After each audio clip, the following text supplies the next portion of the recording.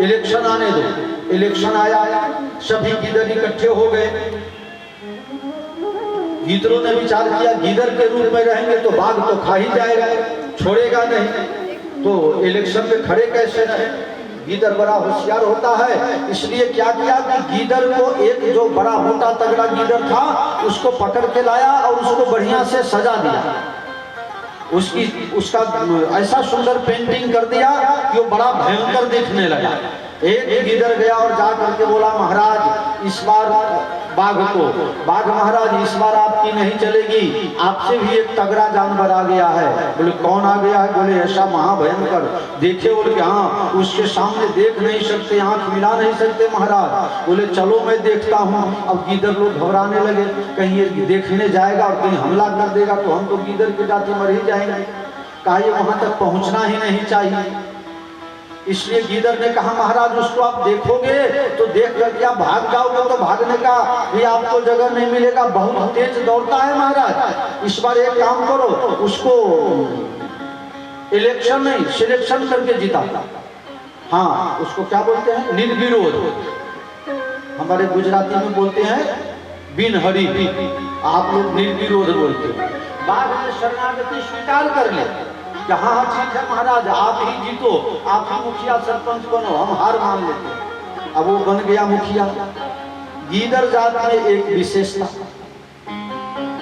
एक बोलेगा वाव वाव तो दूसरा सब पीछे से बोलेगा वाव वाव। अब ये राजा बना हुआ, सरपंच बना हुआ जो था मुखिया गीदड़, उसने सोचा ये मेरी जात वाला जो है वो अगर पास में रहेगा तो कभी भी पोल खुल जाएगा। कहा देखो भाई हमारे राज में जरा भी इधर उधर नहीं चलेगा, हम भले राजा बन गए, तुम लोगों ने बना दिया, लेकिन यहाँ सब व्यवस्थित होकर रहना पड़ेगा। पहले ब्राह्मण बैठेगा, फिर क्षत्रिय बैठेंगे, फिर वैश्य बैठेंगे, फिर शूद्र बैठेंगे, और जानवरों का नंबर सबसे बाद में लगेगा। जिसने बड़ा बनाया उसको सबसे लास्ट में भेजा। देखो क्या कथा है, जिसने बड़ा बनाया उसको सबसे लास्ट में। अब हो गया आंदोलन, हम लोगों ने बड़ा बनाया और हम ही लोगों का नहीं सुनता है, हम लोग इसको बड़ा बनाए और हमको पीछे बैठा दिया। शाम के समय में उठा और चला गया गांव वहां बाघ के पास। महाराज आपको राजा बनना है? सब किधर मिलके चले।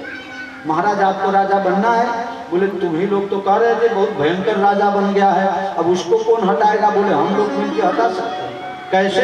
बोले वो कोई राजा वाजा नहीं है, वो कोई भयंकर नहीं है, हमारे जात वाला ही है, हमारे ही जात वाले हैं, लेकिन हम लोगों ने ऐसा आयोजन किया था महाराज। बोले नहीं भाई अब तो मुझे डर लगता है कहीं तुम सब मिलके हम ही को मरवाने आए होंगे तो, कि भाई ये एक है मर जाए तो अभी तक परेशान किया था तो जाए।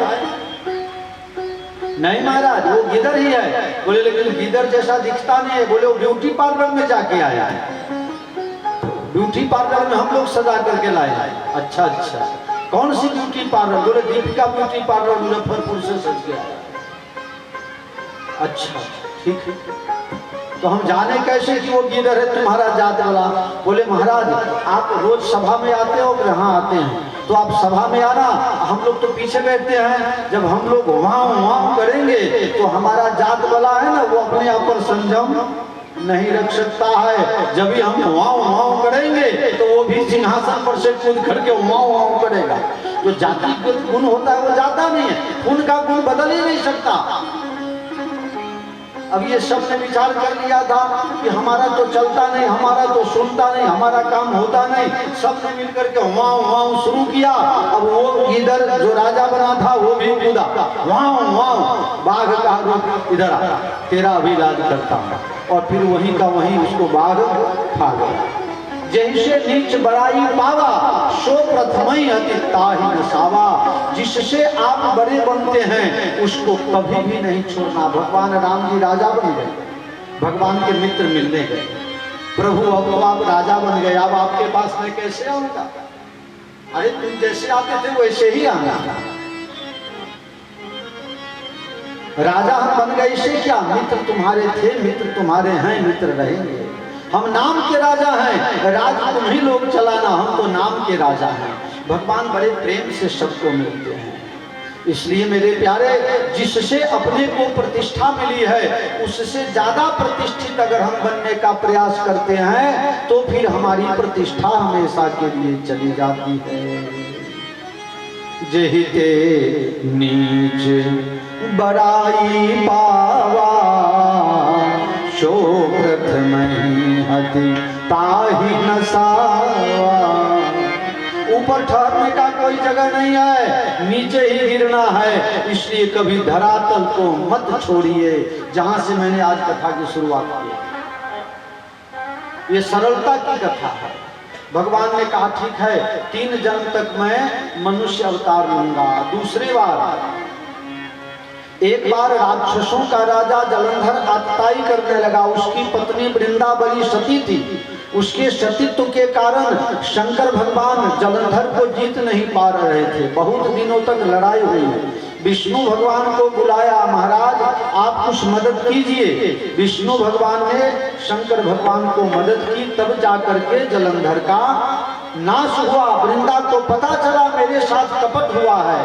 वृंदा ने भगवान को श्राप दे दिया, आपने मुझे मनुष्य रूप धारण करके मेरे साथ छल किया। हे प्रभु जाओ, आप मनुष्य बनोगे, आपकी पत्नी का अपहरण मेरा नाथ करेगा, तब आपको पता चलेगा पति पत्नी का वियोग कैसा होता है। इसलिए भगवान कहाँ जलंधर रावण भयऊ रन हति राम परम पद दयऊ। एक जन्म कर कारण यहाँ नारद श्राप दिन है। एक बार नारद जी ने भगवान को श्राप दे दी। बताओ भगवान ने क्या बिगाड़ा था नारद जी का? शिव पुराण में विस्तार पूर्वक कथा है और रामचरितमानस में बहुत सुंदर सरस कथा है। नारद जी को श्राप है, 2 घड़ी कहीं ठहर के रह नहीं सकते। दक्ष प्रजापति का श्राप लगा। लेकिन एक बार हिमालय प्रदेश में घूमते घूमते गए, पहाड़ के कंदरा में सुंदर जगह देख करके हरि भजन करने का मन हो गया और भजन करने लगे। नारद जी तप में बैठे और दक्ष प्रजापति का सांप गुफा के बाहर ही रहे। सुमिरत हरि हरि स्मरण करते ही भजन में मन लग गया। शाप गति बाधी, श्राप की स्थिति जो है वो बाधित हो गई, समाप्त हो गया। इसका मतलब ये हुआ कि जो व्यक्ति भगवान का भजन करता है तो उसके पाप ताप संताप सब मिट जाते हैं। जितनी ग्रह दशाएं खराब है सबके सब बाहर। भजन का शुरू करो और बाकी का सब काम करो। क्या बाबा ठंडी लगे छो, दूर बैठा ना कहाँ जाएगा। तुम आते हो उठा के ले जाते हो बाबा को, जाओ तुम, बाबा यहीं रहेंगे, देर हो जाएगी तो यहीं सुला देंगे, 2-4 कंबल डाल देंगे और हाँ।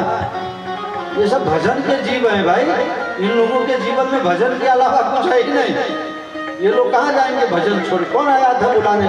उसको चाय वाय पिला के भगाओ।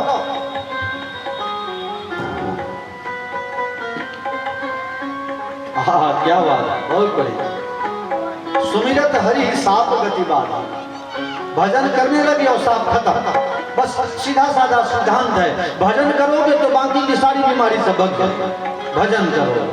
यह अवसर फिर नहीं मिलने का, सत्संग करो सत्संग करो। यह अवसर फिर नहीं मिलने का, सत्संग करो। मैंने कल भी बात की थी, ये दुखालय है, यहाँ दुख तो आना ही आना है, निश्चित आना है। दुखों का घर है, इसमें आप जन्म लिए, इसलिए दुख तो होगा और दुख अवश्य भावी है। क्योंकि कुछ पुण्य बचा था इसलिए मनुष्य बने, सुख मिला, और कुछ पाप था, वो पाप दुख के रूप में भोगना। इससे मतलब बाईपास कोई बना ही नहीं, अवश्य भोगना ही पड़ता है। लेकिन जो सत्संग करता है उसका भगवान की इच्छा हो जाती है तो वो कर्म गति से पर है। चाहे तो आपको भी कर्म गति से पार कर सकते। सुमिरत हरि ही साप गति बारी। जब ही स्मरण शुरू किया, भगवान का नाम लेना शुरू किया, श्राप खत्म।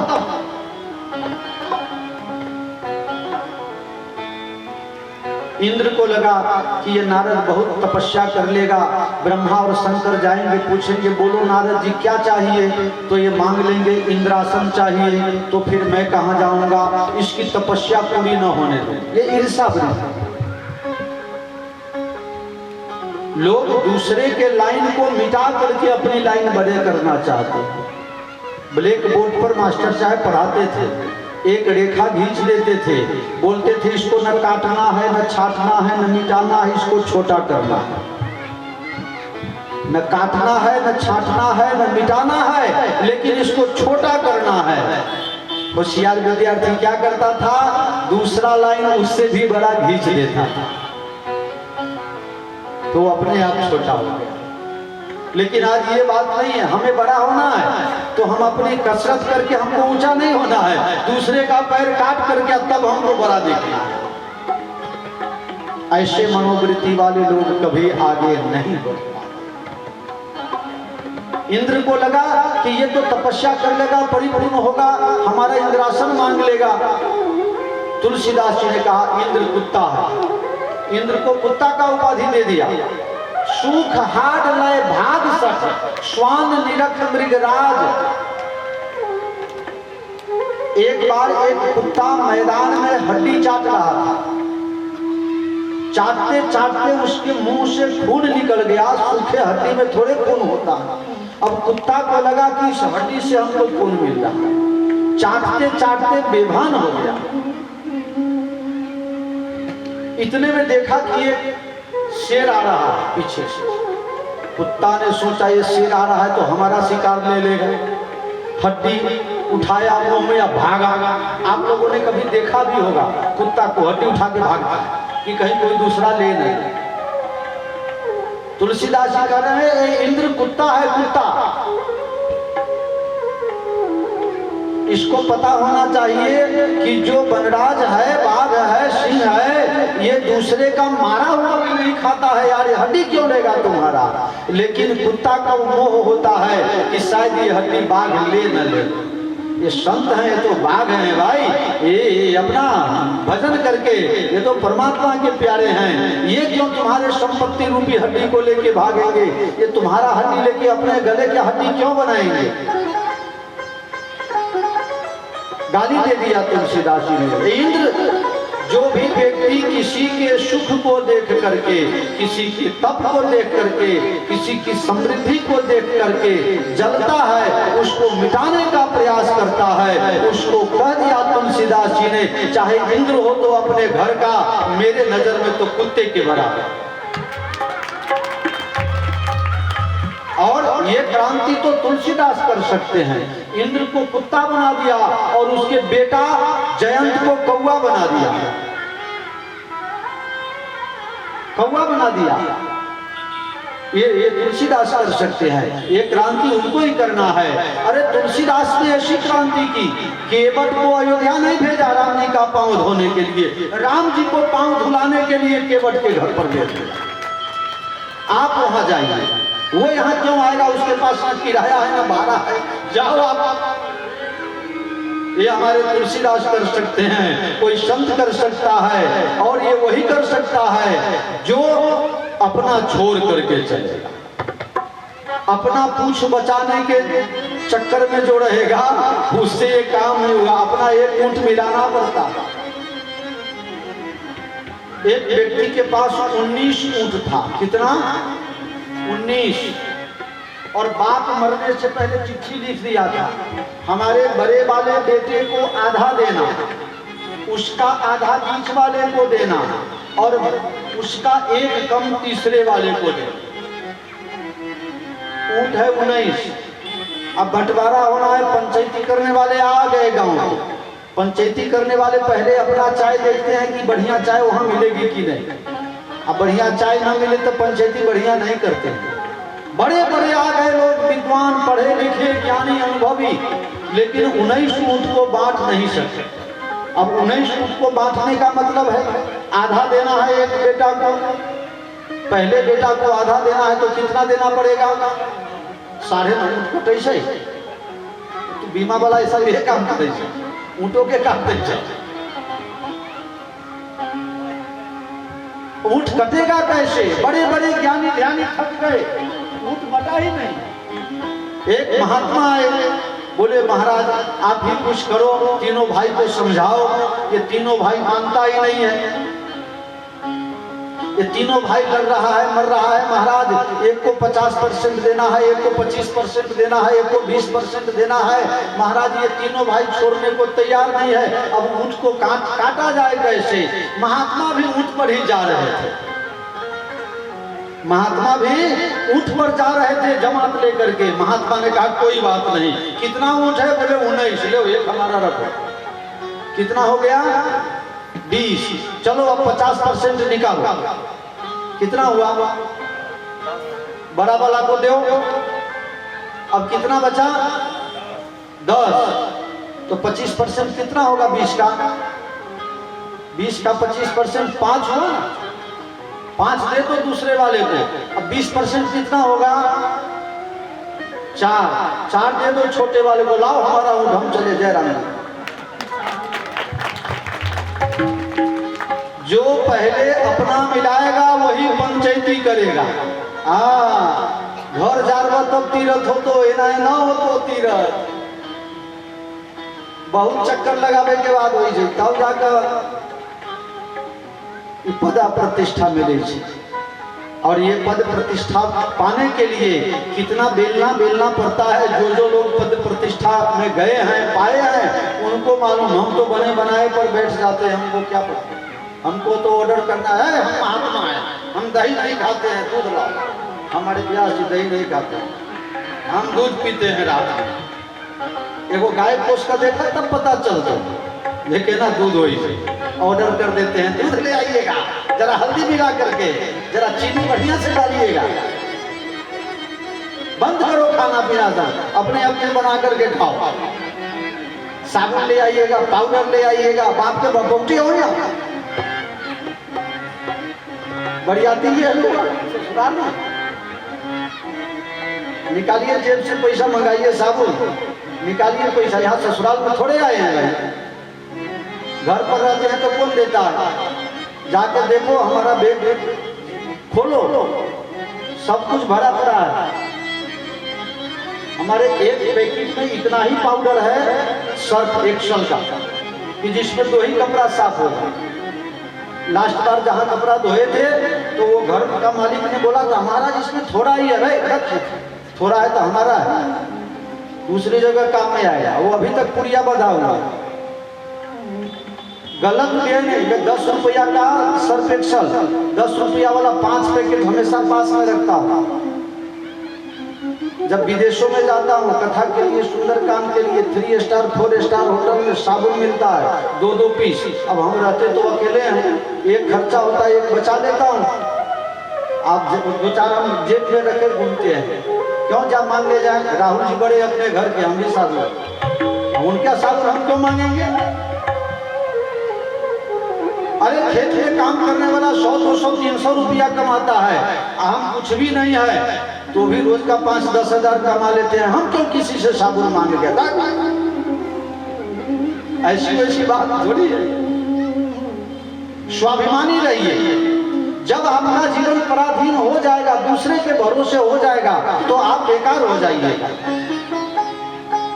महेंद्र कपूर का गाया हुआ गीत, न सर झुका के जियो और न मुंह छुपा के जियो, गमों का दौर भी आवे तो। नारद जी तप किए और इंद्र ने भंग करने का कोशिश किया। अपने मित्र कामदेव को बुलाया, कामदेव जाओ इनको तपस्या से हटाओ। कामदेव उनको तपस्या से नहीं हटा पाया। नारद जी ने आंख खोल करके कहा बेटा क्यों आए थे? बोले तुमको जलाने आए थे, तुमको मिटाने आए थे। क्या हुआ? बोले महाराज आपको तो जरा भी क्रोध नहीं है, ले तो माला पहन लो। कामदेव ने माला पहनाया और नारद जी को अहंकार हो गया, ये मैंने कामदेव को जीत लिया। लेकिन स्पष्ट लिखा है, शीम की चाप सकई को उतासु बर रखवार रमापति जासु। उसकी सीमा का उल्लंघन कौन कर सकता है? जिसके आरी पर राम जी तलवार और धनुष बाण लेकर के बैठे हों, उसको कौन जाको राखे साइया, मार सके न कोई, बाल न बांका कर सके जो जग बैरी को। रक्षा किया भगवान ने, लेकिन नारद जी को लगा मैं खुद बच गया। पहुंच गए शंकर भगवान के पास। कामदेव ने आपका आंख खुला दिया था, हमारा कुछ नहीं बिगाड़ सका, हम आपसे भी बड़े हो गए। आपने क्रोध किया था, मैंने काम और क्रोध दोनों को जीत लिया, रुको। शंकर भगवान ने कहा सबको सुनाना, लेकिन विष्णु भगवान के पास ये बात मत सुनाना।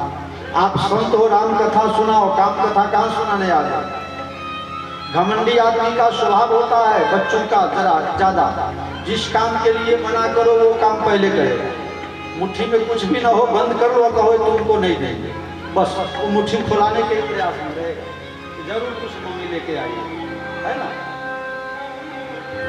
मुट्ठी में कुछ नहीं है, खाली बंद कर लो, तुमको नहीं देंगे। अब बच्चा का काम है, घमंडी आदमी का काम है। एक बार वो ठेला पर सब्जी बेचने वाला किसी गली से बाहर आ रहा था और दूसरा ठेला वाला उसी गली में घुस रहा था। तो जो निकल रहा था उसने कहा भैया इस मोहल्ले में मत जाना, पागल कुत्ता है, काट लेगा। उसने कहा काट लेगा? ये जाकर के बेच करके आया तो नहीं काटा, हमको काट लेगा? कुत्ता कैसे काट लेगा? अभी हम बताते हैं। और गया उसी गली में, पागल कुत्ता ने काटा, 14 इंजेक्शन लिया ढोड़ी में, तब जाकर के पता चला। और मना कर रहा था वो सही बात है। कभी कभी कोई बात कोई मना करे तो बड़े विनम्रता से उसको स्वीकार कर लेवे। नारद जी को ऐसा ही हो गया, हमको क्यों मना करेंगे? पहुंच गए भगवान के पास। भगवान ने कहा प्रभु बहुत दिनों के बाद आपका दर्शन हुआ। नारद जी ने कहा महाराज आपको भी पता नहीं है? बोले नहीं। आपको इस क्षीर समुद्र में कौन आवे पेपर देने के लिए? आपके यहाँ तो नेटवर्क पकड़ता ही नहीं है, न जियो का, न एयरटेल का, न वोडाफोन का, न आइडिया का, कोई भी नेटवर्क नहीं पकड़ता है। महाराज वाईफाई लगवा लो। बोले वो भी कोई नहीं आता, तो फिर आप कैसे मोबाइल देखोगे? क्या हुआ महाराज? अरे क्या करे, लोग भजन नहीं करने देता। भजन करने गए, वहां भी कामदेवा के आक्रमण कर दिया। अरे महाराज आप बाल ब्रह्मचारी हो। बोले आपकी कृपा, बहुत से लोगों की प्रशंसा करो तो कह रहे ना ना ना ऐसी कोई बात नहीं है। और मन में होता है थोड़ा देर और प्रशंसा करे तो ठीक, आधा एक घंटा तक चलना चाहिए सीधे। नारद जी ने कहा कृपा तुम्हारी सकल भगवाना, हे भगवान आपकी कृपा से हमारा कोई कुछ नहीं बिगाड़ सकता। भगवान ने देख लिया, उर अवतरे गर्भ तरु भारू, ये भयंकर बीमारी लागू हो गई है और हमारे भक्त का ऑपरेशन बड़ा करना पड़ेगा। 7 योजन विस्तार, 100 योजन में एक नगर बनाया। शील निधि नाम का राजा, विश्व मोहिनी उसकी बेटी है, उसका स्वयंवर हुआ। नारद जी ने हाथ देखा, सोचा हम ही ब्याह कर ले तो ठीक है, लेकिन 60,000 वर्ष के नारद बाबा और 16 वर्ष की राजकुमारी, शादी कैसे हो गई? नारद ने सोचा जिसका भजन कर करके बुढ़ा हुआ हूँ, अब वही मदद करे। नगर के बाहर गए। शील निधि ने कहा महाराज रुक जाओ, कल हमारी कन्या का स्वयंवर है, कल जरा आशीर्वाद दे के जाना। नहीं नहीं अभी मेरे पास काम, बहुत काम है, अभी हमको जा करके चामुंडा स्थान के पास पुल का उद्घाटन करना बाकी है, अभी हमारे पास टाइम नहीं है। नारद जी चले आए गांव के बाहर और तपस्या में बैठ गए। हे भगवान हमारा कुछ करो, हे भगवान हमारा कुछ करो। प्रभु कौतुकी प्रकट हो गए। बोलिए नारद जी क्या दो? ज्ञान दो? बोले ना। वैराग्य दो? बोले ना। भक्ति दो? बोलिए सब बहुत हो गया। तो क्या चाहिए महाराज? आपन रूप दे, आप अपना रूप दे दीजिए। अगर कपड़ा नहीं है तो किसी का शेरवानी ले आओ, किसी का सफारी सेट ले आओ, किसी का कोट पतलून ले आओ। अब रूप कौन देगा पैसा तुमको भाई शादी करने के लिए? महाराज रूप दे दीजिए। 2 और 2 4 होता है, कभी 4.25 4.25 नहीं हो। लेकिन जब आदमी को स्वार्थ आ जाता है, अगर कोई चमत्कार, अरे 10 लेके जाओ, 50 लेके जाओ, लोग वहां टूट पड़ेगा। अब फिर बाद में कहेगा सोना धोने के बहाने पित्तल दे गया और सोना लेके गायब हो गया। जब मालूम है कि सोना में कभी जंग नहीं लगता, तो भुलवाने क्यों गए? धुलवाने गए तो गए, बस धुल गया। बाबा जी ने ठग लिया, बिल्कुल गलत बात। कोई किसी बाबा जी को हिम्मत नहीं है कि कोई किसी को ठग ले। फलाना ने ऐसा खराब कर्म कर दिया, ये बहुत बड़ा अपराध है, बहुत बड़ी गलती बात है। कोर्ट में भी कानून बनना चाहिए। एक्सीडेंट दो तरफ से होता है, एक तरफ से होता ही नहीं है। दोनों की भूल हो तभी एक्सीडेंट होता है।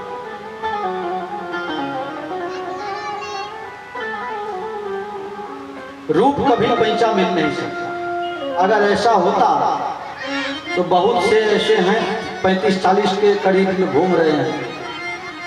सरकार में है कोई स्कीम? नहीं है।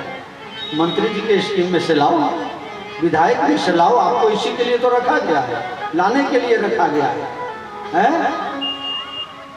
कहिए एक ऐसा स्कीम बनावे कि 35-40 के बीच में जिसका है पहले उसका मुहूर्त कराइए, बाद में नए का मुहूर्त निकलेगा। बस महाराज अपना रूप दे दीजिए। भगवान ने कहा महाराज आपसे एक प्रश्न पूछता हूं नारद बाबा, अगर कोई बीमार हो जाए, उसको डॉक्टर ने कहा हो कि अभी कुछ खाना नहीं, और वो कहे हमको मट्ठा पीने का मन होता है, उसकी इच्छा है मट्ठा पीने का मन हो, कुपथ मांग व्याकुल रोगी, अगर कोई मूर्ख रोगी कुपथ मांग लेगा तो डॉक्टर देगा क्या? नारद जी बोले नहीं देगा। बस इसी तरह से मैंने आपका हित विचार कर लिया है, आपका हित जिसमें होगा वही काम हम करेंगे। नारद जी को लगा हमारा हित तो शादी में है, और भगवान को लगा इनका हित तो शादी न करने में। भगवान ने बंदर का रूप दिया। नारद जी सोचे अब हम भी बड़े सुंदर राजकुमार हो गए। पहला नंबर के लाइन में, पहला नंबर के कुर्सी में जाकर के बैठ गए, ताकि राजकुमारी को ज्यादा परिश्रम न पड़े। राजकुमारी जयमाला लेके निकली और अपने क्या कहते हैं प्रथम ग्राहे, ये बंदर हमारे पिताजी की बुद्धि भ्रष्ट हो गई क्या? कि बंदर भी आशा लगा के बैठा है शादी करने के लिए। बाप के ऊपर गुस्सा, पूरा लाइन छोड़ दिया। दूसरे लाइन एक महात्मा ने कहा भाई एक नंबर वाले को छोड़ देते, लेकिन उस लाइन में जो दूसरे थे वहां तो जाना चाहिए, वहां क्यों नहीं गए? एक संत ने कहा नहीं जाने का कारण ये था कि नारद जी संत हैं, तो संत के पास तो माया जा नहीं सकती, इसलिए नारद के पास नहीं गई। और संत के संग में जो जाता है उसके पास भी माया नहीं जाती, इसलिए संत के लाइन में जितने थे उससे माया दूर गई। घूमते घूमते घूमते सबसे अंत में भगवान मनुष्य स्वरूप लेके गए थे। हो गया बैठो, हो गया। उसको चॉकलेट खिलाओ, चॉकलेट खिलाओ। भगवान राजकुमार बन के गए और राजकन्या ने उनको माला पहना दिया। भगवान वहां से चले। नारद जी तमतमाते हुए श्राप देने के लिए जा रहे हैं। गई हो श्राप की मरी हो जाई, जगत मोर उपहास कराई। भगवान रास्ते में खड़े थे, मिल गए। अरे नारद बाबा कहाँ जा रहे हैं? अब तो और भर के नारद जी तुम्ही को ढूंढ रहे थे। डहक परिचय सबका हो, अब अच्छे घर में तुमने निमंत्रण दे दिया है। और नारद जी ने भगवान को भला बुरा बहुत कहा, वो सब हम नहीं कह सकते क्योंकि भगवान हमारे इष्ट देव हैं, भगवान के जब। लेकिन श्राप दे दिया, हमें मनुष्य रूप धारण करके आपने छल किया तो आपको मनुष्य बनना पड़ेगा, हमारा मुंह बंदर जैसा किया तो आपको बंदर बनना पड़ेगा। इसलिए भगवान एक बार मनुष्य अवतार हुए। भगवान को जब गाली दे रहे थे तो लक्ष्मी जी पूछ रही है महाराज नारद बाबा आपको गाली दे रहे हैं। बोले जो प्रशंसक है आज न कल गाली दे। हाँ ये सब जगह चलता है, जो ज्यादा निकट है वही आपका दुश्मन होगा। दुश्मन बनने वाले कोई दिल्ली इंग्लैंड विलायत से नहीं आते हैं, जो जितना नजदीक होगा वो उतना बड़ा दुश्मन बनेगा। इन्होंने आज तक मेरा गुणगान किया, तीनों लोक में मेरे नाम का प्रचार किया, तो गाली दे रहे हैं तो सुन लेना पड़ेगा यार। जिसने बहुत प्रशंसा किया या कर रहा है तो समझो कल यही सबसे बड़ी गाली भी सुनाए। लक्ष्मी जी कही नहीं प्रभु हम ये तर्क नहीं मानेंगे, गाली क्यों? आपको गाली, ये आपके भक्त हैं, आपको गाली नहीं देना चाहिए। आप लोग सब मिथिला के हैं, आप सब लोग बताइए, जब किसी की शादी होती है तो शादी के समय में, भोजन के समय में, जेवनार के समय में गालियां दी जाती है कि नहीं? आप सुने थे, याद है? गाली याद है आपको? आपको क्या क्या गाली दिया था?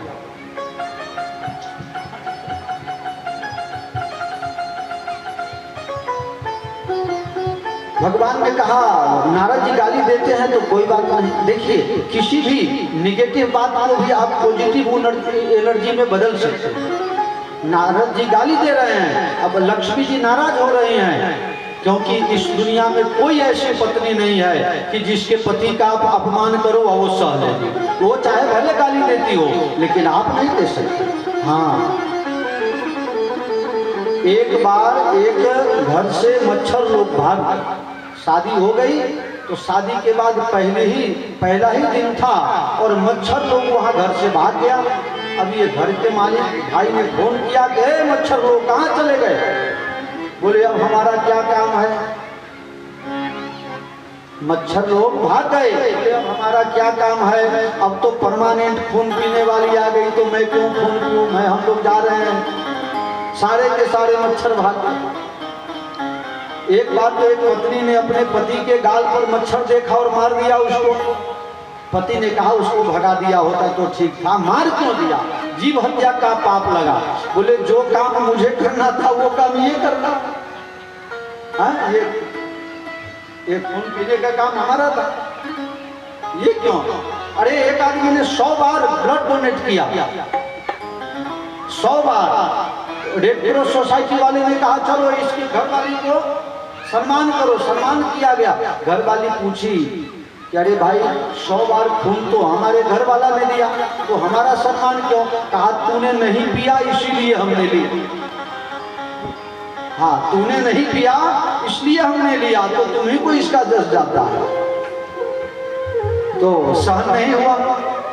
लक्ष्मी जी कह रहे हैं प्रभु ये बहुत हो रहा है, नारद जी क्यों गाली दे रहे हैं? भगवान ने कहा देखो अभी अभी नई नई शादी हुई है, तो शादी विवाह में तो गाली गलौज होता है। ये भगवान का पॉजिटिव भाव है। जब श्राप दे दिया तो भगवान ने अपने माया की डोरी को खींच लिया है और फिर नारद जी होश में आए हैं। प्रभु मैंने आपको बड़ा भला बुरा कहा, हम इच्छा, ये सब मेरी इच्छा से हुआ। पार्वती जी पूछ रही हैं कि हे शंकर भगवान, जब नारद जी के श्राप से भगवान मनुष्य बने तो इनके माता पिता कौन हुए? बोले मनु और शत्रुपा। घर से वैराग्य हो नहीं रहा था, जबरदस्ती बेटा को राजा बनाया और नैमिषारण्य में तप करने के लिए गए। भगवान प्रसन्न हुए। नील सरोवर नील नीलधर श्याम, लाजय तन शोभा निरखी, कोटि कोटि शतकाम। भगवान के सुंदर मनोहर स्वरूप को देख करके दंपति ने याचना की, चाहो तुम्हें समान सुख, आपके जैसे बेटा चाहिए। भगवान ने कहा मेरे जैसा कोई होता नहीं है, मेरे जैसा तो मैं हूँ। निर्तव तनय हो मैं जाई, मैं ही आपका बेटा बनूंगा। अभी आप जाइए अमरावती में निवास कीजिए, आप समय के साथ समय परिवर्तन होगा, आप अयोध्या के राजा दशरथ कौशल्या बनेंगे, तब मैं आपका बेटा बनूंगा। तो वही मनु और शत्रुपा दशरथ और कौशल्या बनेंगे। भवानी पूछ रही हैं तो फिर वो रावण कौन था? सबसे लेटेस्ट रावण, जिसको मारने के लिए भगवान ने अवतार लिया। प्रताप भानु नाम का एक राजा है, एक नकली संत के साथ झूठ बोला। संत नकली हो चाहे असली, तुम्हारा मन माने तो जाओ, ना तो नहीं जाओ, नहीं तो हाथ जोड़ो और पीछा छोड़ो।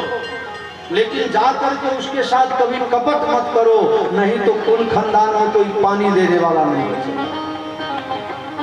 संत के साथ, मित्र के साथ और अपने भाई के साथ जो दगा करता है, उसके कुल में कोई पानी देने वाला नहीं बचता। ये शास्त्र प्रमाणित बात है। भाई चाहे पागल हो चाहे अर्ध पागल हो, भाई चाहे कितना भी खराब हो, कितना भी बुद्धू हो, लेकिन भाई का संपत्ति हरने वाला भाई कभी भी सुखी नहीं हो सकता है। मित्र के साथ दगा करने वाला कभी नरक के अलावा कहीं और जा नहीं सकता है। और संत के साथ जो झूठ बोलेगा उसके खानदान में कोई तर्पण पिंड देने वाला नहीं रहेगा।